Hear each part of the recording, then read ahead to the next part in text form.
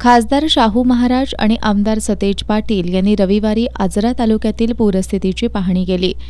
त्यांनी प्रशासकीय यंत्रणेला घरांची पडझड, पिकांचे नुकसान याचे तातडीने पंचनामे करण्याच्या सूचना दिल्या। खासदार शाहू महाराज आणि आमदार सतेज पाटील यांनी हिरण्यकेशीच्या पूरस्थितीची पाहणी केली।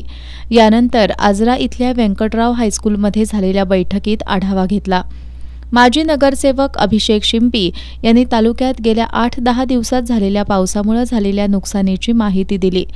तालुक्यातील 200 घरांची पडझड झाली असून पाऊस आणि महापुरानं झालेल्या नुकसानीची तातडीनं भरपाई मिळावी अशी मागणी अभिषेक शिंपी यांनी केली। यावेळी तहसीलदार समीर माने यांनी तालुक्यातील पूरस्थिती आणि प्रशासनानं राबवलेली यंत्रणा याबाबतची माहिती दिली। यावर आमदार सतेज पाटील यांनी तालुक्यातील गेल्या 5 वर्षात झालेल्या घरांच्या पडझडीचा अहवाल तयार करण्याच्या सूचना केल्या। पंचनामा करताना अडचणी आल्यास तातडीनं याबाबत माहिती देण्याचंही त्यांनी सूचित केलं। त्यांनी नुकसानग्रस्तांना शासनाकडून नुकसान भरपाई मिळवून देण्याची ग्वाही दिली।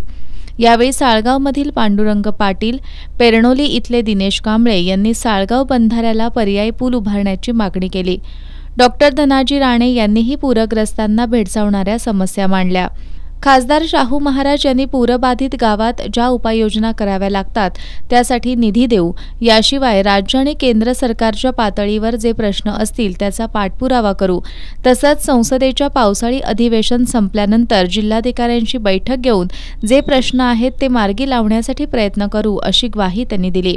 यावेळी ज्येष्ठ नेते जयवंतराव शिंपी, जिल्हा परिषदेचे माजी अध्यक्ष उमेश आपटे, शिवसेनेचे जिल्हा प्रमुख सुनील शिंद्रे, तालुका प्रमुख युवराज पवार, दिग्विजय कुराडे, सोमगोंडा आरबोळे, किरण कांबळे, अशोक पवार, संकेत सावंत, सदाशिव डेळेकर, गटविकास अधिकारी संजय ढमाळ, विलास पाटील, विश्वास जाधव यांच्यासह काँग्रेस, शिवसेना, ठाकरे गट तसंच विविध गावातील सरपंच, उपसरपंच, ग्रामपंचायत सदस्य, विविध संस्थांचे पदाधिकारी उपस्थित होते।